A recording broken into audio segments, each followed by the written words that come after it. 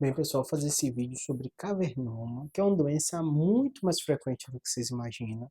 E basicamente o que é o cavernoma? É um tipo de alteração vascular que acontece um emaranhado de vasos, né?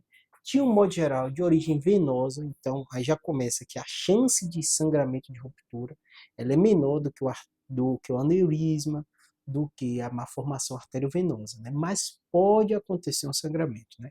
O medo de todo paciente que tem um cavernoma, que descobre um cavernoma, é ser assim, Júlio, isso pode dar problema para mim ou não, né?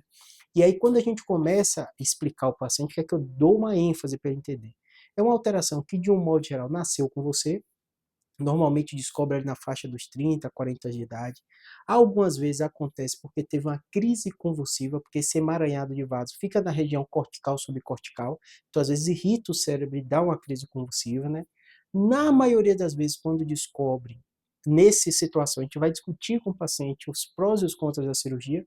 Você pode tirar aquela lesão que está causando a crise, né? Vai reduzir a chance de sangramento, mas pode ter uma irritação daquela região, uma cicatriz pós-operatória, e pode precisar continuar tomando remédio. Então, só ter crise não é indicação precisa de que precisa operar, tem que discutir caso a caso, né? E o segundo caso, o mais comum que a gente opera é quando dá um sangramento. Então, a gente dá um sangramento, a gente não sabe porque sangrou.